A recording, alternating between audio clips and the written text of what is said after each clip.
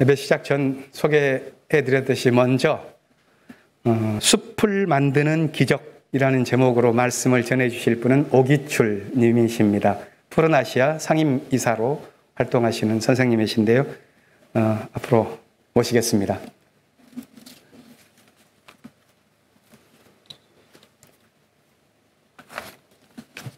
좀 이렇게 많은 분들, 낯선 분들 앞에 계시면 좀 당황하실 수도 있는데요. 박수로 환영하겠습니다.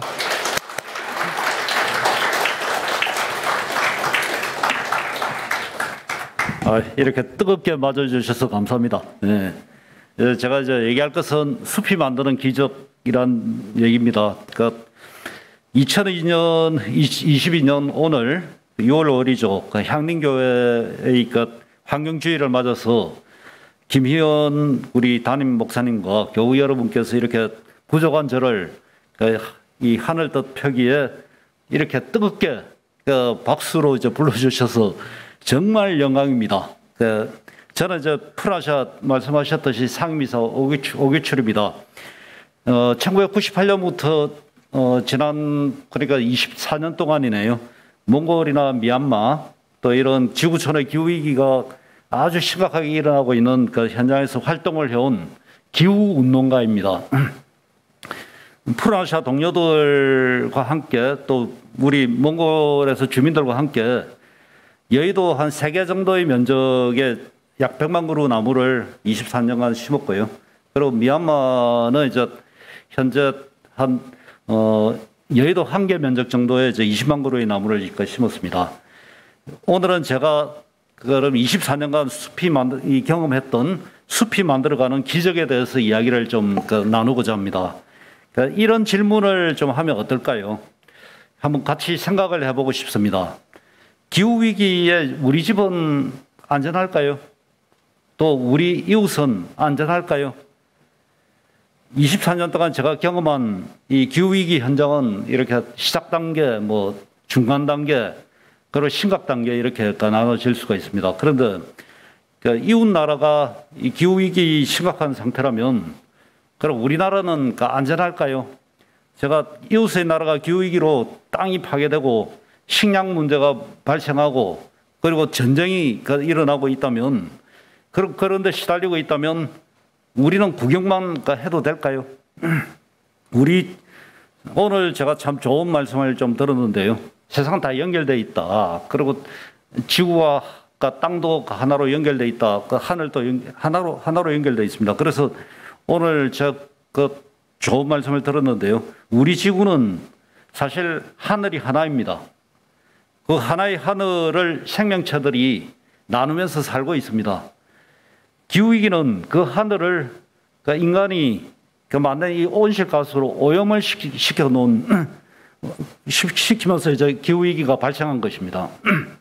그래서 이 이웃 나라에서 기후위기가 시작되면 그 하늘을 나누고 있는 우리나라도 어떻게 되겠습니까? 심각한 상태로 간다는 것을 여러분 같이 그걸 느끼셔야 됩니다. 이것이 바로 저희 경험이기도 합니다. 올해 우리나라가 심각한 가뭄과 연속적으로 발생하는 대규모 이 산불을 보시면요.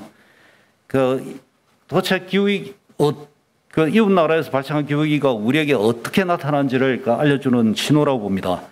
이웃 나라의 기후위기는 현재 우리 집을 위기로 몰고 가고 있습니다. 그래서 우리는 지구촌이 맞이하고 있는 기후위기의 심각 단계를 대비해야 한다고 생각합니다. 기후위기의 심각 단계를 대비하려면 무엇을 해야 할까요? 우리는 이미 심각한 기후위기의 상황에 처한 몽골로 한번 가볼 필요가 있습니다. 몽골은 여러분 먼 곳이 아닙니다. 비행기로 2시간, 3시간이면 갈 수 있고요. 거기서 황사가 발생하면 48시간 안에 한국으로 옵니다. 그 정도로 가까운 나라입니다. 그런데 지구촌에서 가장 온도가 높게 오른 나라가 바로 몽골입니다. 몽골은 지난 100년간 지구촌의 온도가 지금 1도가 올랐는데요. 섭씨 1도가 올랐을 때 몽골은 온도가 2배 이상 2.25도가 올랐습니다. 그런데 몽골 땅이 원래 60%가 그동안 만 년 동안 여름에도 땅이 얼어 있는 거의 여름에도 거대한 몽골 땅은 60%가 얼음 덩어리였습니다. 얼음 덩어리 만 년 동안. 그런데 그거를 우리는 영구동토층이라고 부릅니다. 땅속의 얼음이 조금씩 여러분 이렇게 녹으면서요. 그 물로 그 풀이 자랐고 또 녹은 물이 얼음 녹은 물이 흘러서 강과 호수도 만들어냈습니다. 그래서 몽골은 우리가 이제 초원의 나라, 유목의 나라라고 그렇게 얘기를 하고 있습니다. 그런데 이동안 이렇게 하면서 유목민들은 가축을 키울 수 있었고 또 그 가축의 고기와 저저로 1만 년 동안 이들이 살아왔습니다. 그런데 문제는 21세기 기후위기로 이제 온도가 올라가면서 문제가 시작됩니다.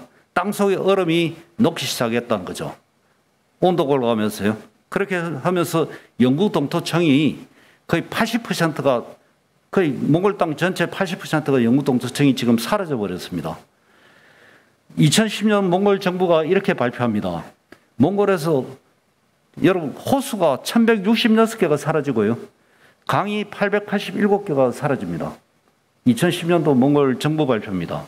그런데 우리 대한민국보다 16배나 더 큰 이 몽골 땅에 이런 일이 생기면서 이 80%의 땅 전체가 지금 풀이 사라지고 나무가 사라지면서 빠르게 모래땅으로 지금 바뀌고 있습니다.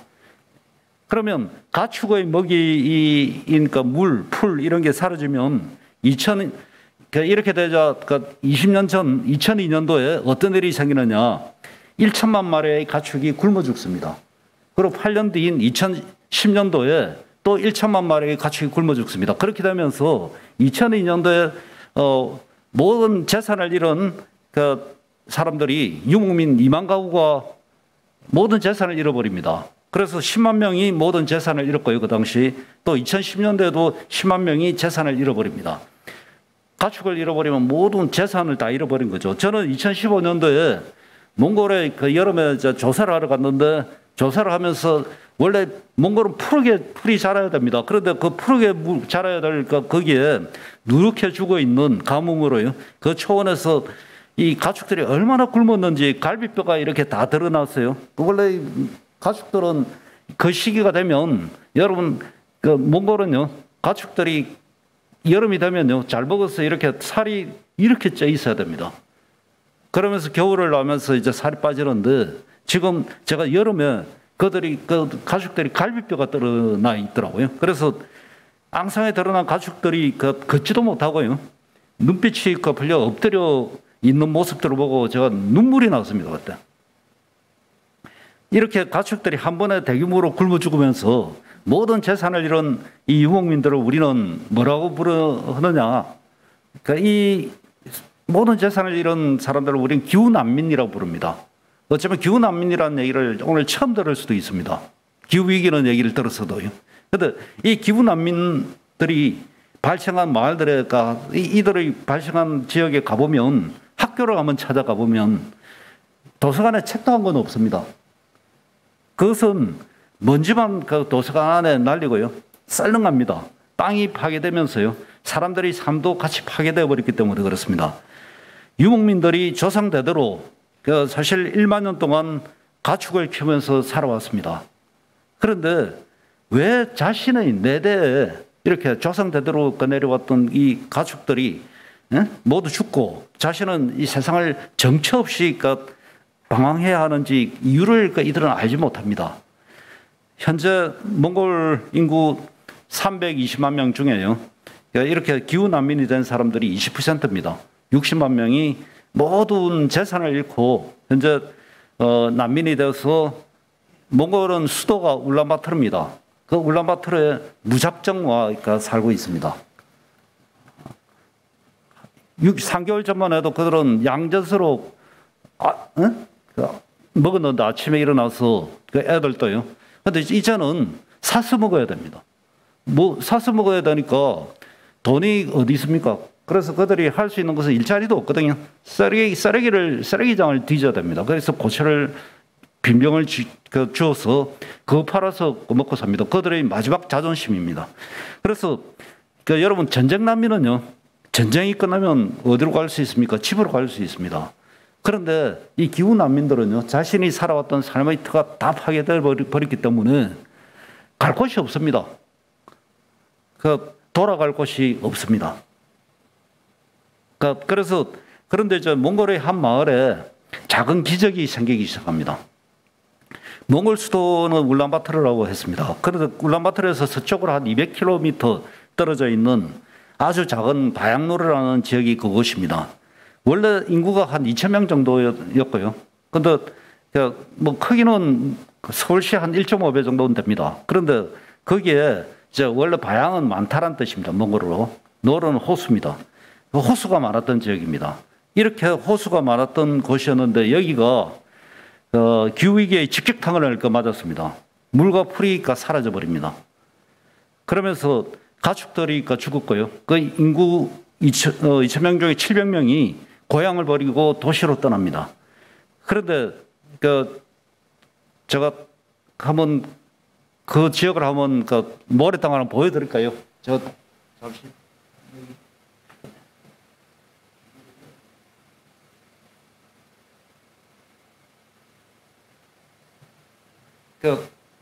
원래 호수가 많았던 지역이 풀이 굉장히 많았는데요. 이렇게 바뀐 겁니다. 2007년도에 완전히 모래땅으로 이렇게 바뀐. 이게 몽골이 사막화된 그 모습입니다. 근데 여기서 기적이 일어나죠. 여기 사실 이 주민들이 제가 보여드릴 것은 이 사람이 서 있는 이 기후난민이거든요. 모든 재산을 잃은 이 기후난민이 서 있던 위치에서 2007년입니다. 2013년 6년 뒤에 이 사람이 서 있는 위치에서 사진을 한번 찍어봤거든요. 이렇게 바뀌었습니다. 이걸 만든 사람들입니다. 이 바양노르 사람들이. 근데 여기에 유엔이 2014년도에 지구촌의 저 변방에 있는 바양노르 마을 사람들이 만든 사례 유엔 환경노벨상인 유엔 생명의 토지상을 줍니다. 이 모델은 사실 아시아, 아프리카 나라들에게 따라할 것을 권하고 있습니다. 도대체 여기서 무슨 일이 일어났기에 그랬을까요? 유엔은 당시 10년 이상 엄청난 돈을 들여서 기후위기 현장에 나무도 심고 풀을 심었는데 처참하게 실패합니다. 그래서 2014년 이런 제안을 합니다. 그 유엔의 얘기입니다. 지금의 기후위기가 지난 1만 년의 역사에서 처음 만들어졌다. 그래서 기후위기 해결을 한 사례가 아직 없다. 혹시 귀하의 나라에 이런 기후 문제를 해결하는 사례가 있으면 좀 찾아달라. 이렇게 했고 약 80개 나라들이 각자 자기 사례들을 추천합니다. 몽골 정부가 몽골 UNDP, 몽골 유엔이죠. 몽골에 있는 유엔과 몽골 정부는 푸른아시아와 바양노르 이 주민들이 만든 이 사례를 추천합니다. 이 몽골의 사례에 대해서 유엔 심사위원 전원이 만장일치로 유엔 생명의 토지상 최우상을 줍니다.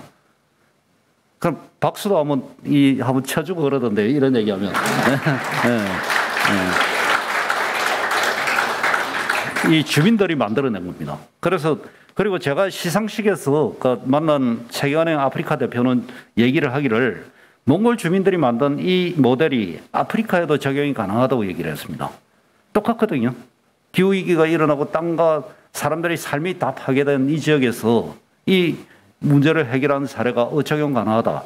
그런데 물과 풀이 사라지고 가축이 죽고 마을 사람들이 떠난 바양노르에서 무슨 일이 그동안 일어났기에 이런 것이 가능했을까요? 바양노르 주민 키지크시라는 사람이 젊은 그때 31살이었는데요. 2010년도에 이런 편지를 씁니다. 유엔에.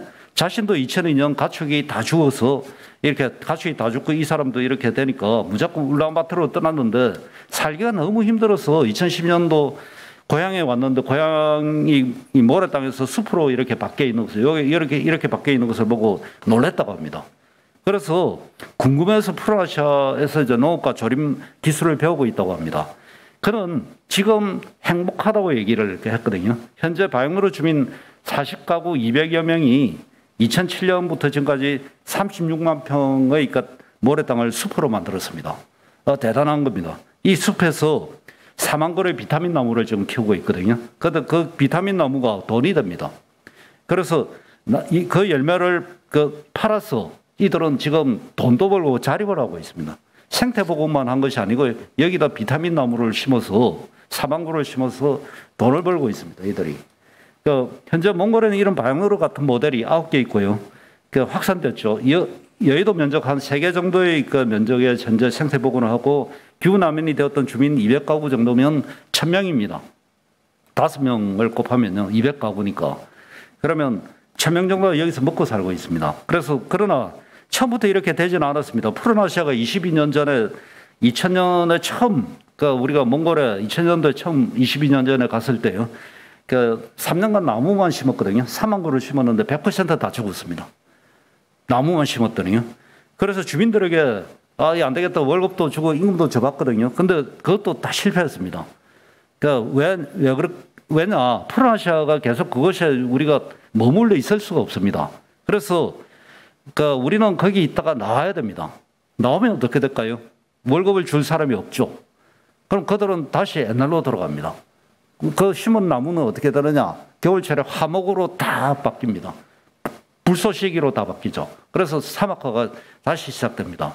그러니까 이렇게 한 게 사실 봤더니 유엔도 그렇게 했더라고요. 유엔도 나무 심어서 다 죽이고 월급도 주고 돈 주고 뭐 주다 보니까 뭐 이제 안 주면 끝나는 거죠. 다음에 뭐 줄까 유엔에 오면요. 주민들이 바뀌긴 했는데 의존적으로 바뀌는 경험을 유엔에 한 거죠. 그런데 바이오노르 주민들은 달랐습니다. 한번 얘기를 들어볼까요? 사실 우리가 이제 이렇게 하면서 지난 20년 동안 우리가 배운 것이 하나 있는데요. 그것은 뭐냐면 기후 위기가 일어난 곳에서 이건 바이오노르 사람들이 얻은 교훈인데 일어난 곳에서 익숙한 것을 버려라. 익숙한 것을 다 버려야 됩니다. 나무나 풀이라는 우리에게 익숙한 것을 심으면 100% 실패합니다. 월급도 실패합니다. 이유는 이런 기후위기가 인류가 지난 1만 년 동안 역사에서 처음 겪었고 지금 그래서 해결 선례가 없습니다. 그래서 우리는 아무도 안 해본 시도를 했습니다. 그것은 여러분 나무 심기가 아니고요. 사람 심기였습니다. 주민이 스스로 먹고 사는 자립 모델입니다. 바이오노르 주민들과 푸른아시아는 함께 10년 이상 이 사람 심기를 했습니다. 주민 자립 모델을 만들면서 이런 단계들을 만들어 봤습니다. 1단계는 주민 참여, 2단계는 주민들이 의사결정을 하고요. 3단계는 주민들이 그 지역을 소유하는 겁니다. 그래서 주민 참여, 주민들의 자신들이 모든 결정을 다 하는 2단계, 의사결정, 그리고 소유, 이 단계를 해서 성공한 겁니다, 이게. 근데 먼저 우리가 알아서 한 게 아닙니다. 하다 보니 이렇게 된 겁니다. 아까 성령이 그렇게 시켰다 그러는데요, 목사님이. 맞으면 그런 것 같아요. 바이오노르에서 주민들이 참여하면 처음부터 그러면 잘 된 것이냐? 아닙니다. 절대 아닙니다. 처음에 기후난민 20가구와 함께 나무를 심고 농사를 짓고요. 과일나무를 키우기로 이들과 처음에 이렇게 약속을 했습니다. 과일나무도 키우자, 나무도 심자. 그런데 주민들이 일을 안 하더라고요. 왜 일을 안 하느냐 했더니 자신들은 안다고 합니다. 이렇게 해외에서 자원을 이렇게 지원을 하면 나중에 힘 있는 국회의원이나 이런 부자들이 다 가져가더라. 그래서 자신들은 열심히 일할 필요가 없다고 했습니다. 이들이 바뀐 것은 사실 작은 경험을 시작하면서였습니다. 그건 뭐냐면 이분들이 모아놓고 제가 그 당시에 이제 하도 그런 얘기를 해서 약속을 했습니다. 여러분들이 결정을 한 대로 될 것이다. 여러분이 결정을 안 하면 국회의원은 감자 한 톨도 못 가져간다. 라고 약속을 했는데요. 함께 일을 시작한 지 1년 뒤에, 2008년도 1년 뒤에 이들과 함께 모래땅에 감자를 한번 같이 심었습니다. 1년 뒤에요. 그런데 얼마나 이 분들이 일을 안 했는지 1.5톤의 감자를 심었거든요. 그런데 생산된 감자 양도 1.5톤이었습니다. 그러니까 여기서부터 이제 이야기는 시작됩니다. 저는 당시 주민 20가구가 생산한 1.5톤의 감자를 갖다 놓고 이제 어떻게 나눌 것인지를 회의하자고 했습니다. 그런데 그들이 장시간 진짜 회의를 했습니다. 그래서 결정을 내렸습니다. 어떻게? 이들이 결정 내린 것은 30%는 씨감자, 60%는 자신들의 가족 수대로 나누겠다, 60%는. 근데 10%는 기부를 하겠다 그러더라고요. 우리가 이제 1년 동안 이들한테 긍정적으로 영향을 주고서 바로 그 기부였습니다. 기부를 하겠다. 노인과 장애인들에게 기부를 10%를 하겠다. 그래서 스스로 그들이 결정했습니다. 그렇게 하고 저는 하루 뒤에 다시 바이오노르를 찾았습니다. 그랬더니 감자 한 톨도 이들을 허투루 하지 않고요. 감자를 양동이에 딱 나눠놨습니다. 그래서 주민들한테 제가 물었습니다. 여러분들이 결정대로 되었나요? 힘 있는 자들이 여러분들이 결정을 안 했는데 감자 한 톨이라도 가져갔나요? 근데 그 뒤에 그들이 그 자리에서 대답을 하기 시작했습니다. 스스로요. 그러니까 이 질문에 대해서 그들이 대답을 하고 난 다음에 그러니까 이들은 자신들이 결정하면 된다는 것을 스스로 경험한 이후에 180도 바뀝니다. 2008년 이후에는 주민들이 참여하고 모든 의사결정도 주민들이 다 했습니다. 주민들이 회의를 하고 새로운 주민들을 참여시키기도 하고 협동조합도 그들이 결정해서 만들었습니다. 하나의 더 아픈 경험도 있는데요. 그것은 제가 강의 시간에 얘기해 드릴게요. 강의 시간에 굉장히 중요한 사례 얘기를 제가 해드리겠습니다. 방역로루 주민들은 마을의 10분의 1을 녹화시켰고요. 그들은 과일나무를 심어서 돈을 벌기 시작했습니다. 거의 4만 그루면요. 우리 돈으로 하면 5억 정도의 돈을 만들 수가 있습니다. 거의 뭐 부자 되는 거죠. 이 마을 전체는 한국으로 오는 황사 발원지인데 마을 10분의 1이 나무를 심었는데 참 중요한 경험인데요. 나무를 한 10분의 1 정도 크게 심었더니 10배 정도의 지역에 황사가 사라져 버리더라고요. 10배 정도 면적. 그게 우리 경험입니다. 그러니까 주민이 참여하고 의사결정을 하면서 경제적인 자립을 추구해온 이 사례에 대해서 2014년도에 유엔은 생명의 토지상을 줍니다. 그리고 기후 피해를 입고 있는 아프리카, 아시아 국가들에게 권고를 합니다. 이렇게 한번 따라해봐라고. 처음 방역로루에서 시작할 때 2007년 마을에 제가 마을에 좀 미친 짓을 하나 했는데요. 마을에다가 플래카드를 하나 그렸습니다.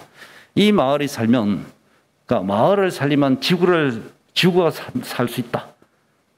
말도 안 되는 얘기를 붙여놨습니다. 아무도 그 슬로건을 믿지 않았습니다. 도대체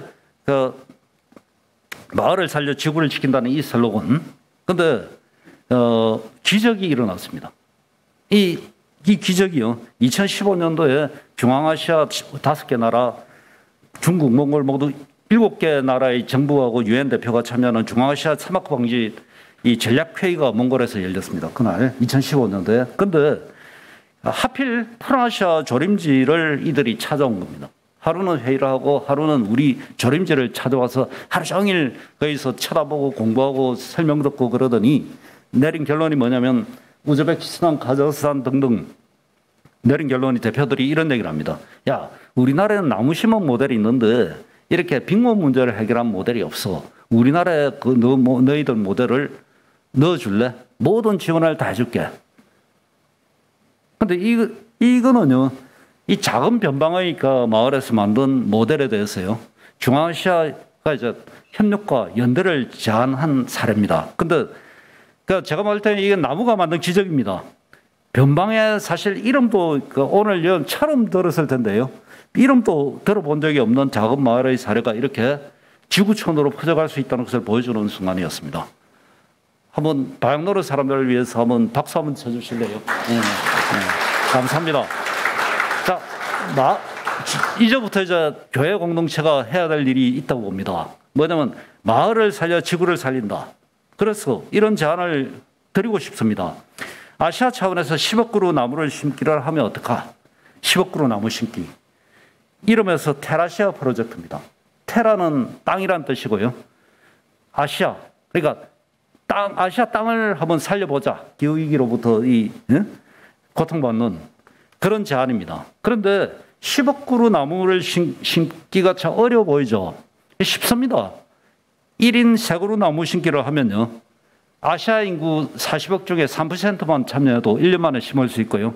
우리나라 인구 5천만 명인데 이 5천만 명이 참여하면요. 3년 안에 3그루 나무 심으면 10억 그루 나무를 심을 수 있습니다. 그러니까 10억 그루 나무를 심으면 어떤 일이 생기는데 이게 교회 공동체가 시작해서 지구를 또 살리는 길이라고 생각하는데요. 우리나라 면적의 20%에 해당되는 2만 평방킬로미터, 우리가 10만 평방킬로미터거든요. 20%에 해당하는 2만 평방킬로미터 땅이 완전히 생태가 복원됩니다. 이렇게. 그리고 우리 경험에 따르면 아까 10배 정도의 황사 발원지가 사라진다고 그랬거든요. 그러면 한반도 정도의 면적의 황사가 사라집니다. 그리고 천골에 한 명의 그 환경난민이 자립을 합니다. 그래서 100만 명의 기후난민이 자립을 할 수 있고요. 온실가스는 3억 6천만 톤이 그걸 흡수합니다. 이 온실가스를. 그런데 3억 6천만 톤은 우리나라가 1년에 배출하는 온실가스의 반입니다. 7억 2천만 톤이거든요. 어마어마한 양을 그 효과를 만들 수가 있습니다. 이렇게 사람들이 나무를 심다 보면 기후위기 해결할 수 있습니다. 우리 집도 안전해집니다. 우리 이웃 지킬 수 있습니다. 저는 그 그리스도인 여러분, 특히 향림교회 교우 여러분들은 지난 70년대, 80년대 이 나라가 이제 민주주의가 유린되고 군합발이 발휘인 위기의 시대에 여러분들이 가장 앞장서서 연대와 협력을 통해서 위기를 극복했다고 알고 있습니다. 저도 한 사람이었고요. 그래서 지금 지구 생명을 멸종으로 몰고 가는 기후위기 시대를 우리는 지금 살아가고 있습니다. 인간이 만들어낸 이 기후위기로 지구 생명이 멸종하면요. 여러분, 지구 생명 멸종하면요. 인간만은 살아남을 수 있을까요? 다 멸종했는데 나만 살아남을 수 있다. 우리는 그렇게 살고 있는 것 같아요. 그런데 인간도 사라집니다. 이 기후위기를 앞두고 그리스도인들의 연대와 협력이 절실해 보입니다. 하늘 뜻을 펼치는 향림교회, 교우 여러분들이 과거에 그랬듯이요. 지금도 어렵게 한번 나서주시길 간절하게 부탁드립니다. 한번 조정 좀 해주시기 바랍니다. 감사합니다. 네.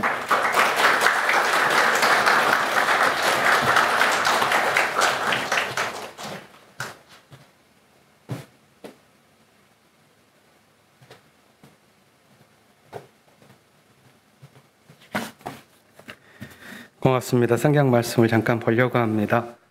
환경주의를 맞아서 기후운동 사역, 이게 우리 시대에 참 필요한 일이고 또 성령 강림절을 지나가면서 우리가 생각해 볼 우리 시대의 오순절 사건이다 하는 생각도 듭니다. 이 일에 우리 교회가 참여하기를 바라면서 제안해 주신 선교부 또 생태선교팀 감사드리고 앞으로 차근차근 이 일에 참여해 가면서 작은 사건들 또한도 만들어가기를 바랍니다. 사도행전에 나오는 오순절 성령 강림 사건은 바벨탑을 쌓고 높은 그 탑을 보면서 도리어 분열해 갔었던 인류의 역사, 그것을 되돌이키는 회복의 사건이었습니다. 바벨탑은 욕망을 상징했죠.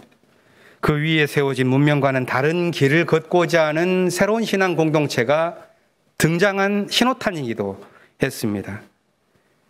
성서를 보면 성령이 갈라진 불의 혀처럼 나타나서 사람들에게 내렸고 사람들은 그 불의 혀와 같은 언어를 입술에 담아 방언으로 이야기를 했습니다. 놀라운 것은 서로 다른 언어를 사용하는 사람들이 언어의 장벽 없이 15개 언어를 넘어서 한꺼번에 서로가 자기의 말로 듣게 되는 일이 벌어졌습니다. 이 신비한 사건에 대한 기록에서 반복되고 있는 두 개의 단어가 있습니다. 헬라어인데요. 하나는 하늘에서 내려와서 불의 혀처럼 내려와서 사람들의 입에 방언으로 나온 그겁니다. 그게 헬라어로 글로사입니다. 그리고 그 글로사가 말해졌을 때 귀에 들려온 말, 그건 디알렉토라고 하는 말입니다. 이 글로사라는 말이 3절에서는 불의 혀, 4절에서는 방언, 이렇게 같은 단어가 다르게 번역되어 있고요. 그래서 불의 혀가 내려와서 글로사가 사람들의 글로사로 말해진 거예요. 방언으로. 그러자 들려질 때는 각자의 디알렉토로, 자신들의 언어로 들린 것입니다. 성서 이야기를 자세히 보면 사람들이 실제로 놀란 지점은 그 이상한 방언을 한 글로사를 말한 것에 있지 않습니다. 보수교회에서는 이 글로사를 말하는 것이 마치 제일 중요한 것처럼 이야기를 하죠. 거기에 있지 않습니다.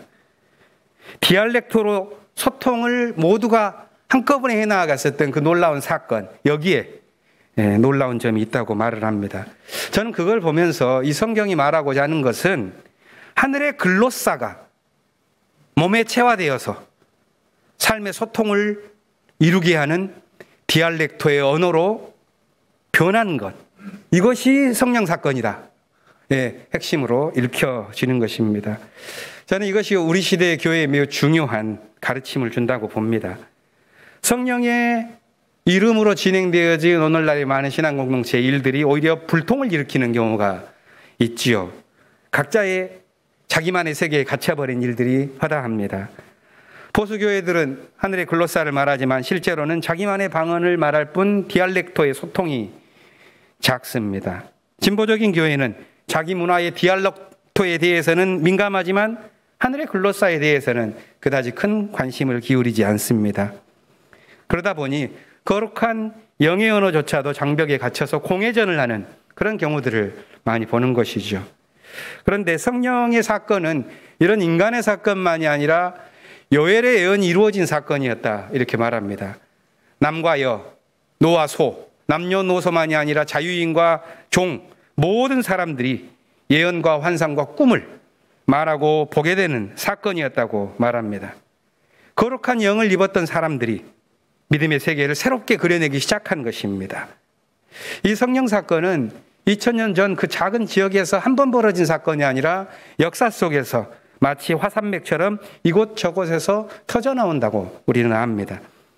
한국 사회에서도 하늘에서 불어온 거룩한 거센 바람처럼 성령이 이끈 사건을 경험한 적이 있지요.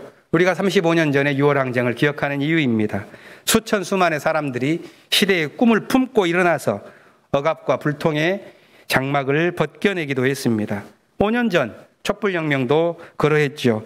마치 하늘의 글로사가 내려와서 온 거리를 디알렉토로 가득 채운 그런 사건과도 같았다고 봅니다. 그런데 그 열기가 많이 식었습니다. 아니, 싸늘하게 죽었습니다. 우리 세계는 마치 길을 잃은 듯이 보이고 옛 질서의 어둠 속에서 탄식하면서 우리를 지배하는 것은 마치 부동산의 환상들, 자본의 욕망, 이것만이 나는 삶이 마치 이 정부를 주도해가고 그 정부의 정책에 배관시하든 동조하든 우리의 삶 또한도 거기에 눌려있는 것만 같습니다. 왜 우리 시대가 이렇게 몰락했는가? 그것이 사무치는 고민이 되고 말았습니다. 우리가 도대체 뭘 잊어버린 걸까? 요한복음에서는 예수님과 제자들의 대화가 나왔습니다. 제자 빌립이 스승에게 물었죠. 주님, 우리에게 아버지를 보여주십시오. 예수께서 대답합니다. 빌립아, 내가 너와 그렇게 오랫동안 있었는데 너는 나를 알지 못하느냐? 내가 아버지 안에 있고 아버지가 내 안에 계시다는 것을 믿어라. 예수께서는 분명히 이 믿음으로 고독한 광야를 견디면서 현실의 폭풍을 뚫고 나아가는 모험의 삶을 사셨습니다. 세상의 모함, 제자들의 배신, 이런 것들을 뚫고 그 길을 걸어가셨던 것은 당신의 마음속에 하나님이 함께 계셨기 때문이겠죠. 그런데 반면에 제자들은 두려워했습니다. 하나님이 없다. 우리 공동체에서는 길과 진리가 사라졌다. 이렇게 두려워했습니다. 빌립의 목소리에 담아서 주님, 나에게 아버지를 보여주십시오 말했지만 이걸 전하고 있는 것은 요한복음의 공동체입니다. 예수님과 빌립이 함께 있었던 시기가 AD 30년이었다면 요한복음의 공동체는 그보다 한 60년 후인 AD 90년경에 이 공동체의 삶 속에서 지금 빌립의 입을 통해서 아버지, 나에게 보여주십시오. 이 간절한 이야기를 하고 있는 것입니다. 이 말은 각자의 디알렉토만 남았을 뿐 하늘의 바람을 몰고 오는 이 글로사를 잃어버린 시대의 고민, 그것을 안고 있는 것이죠.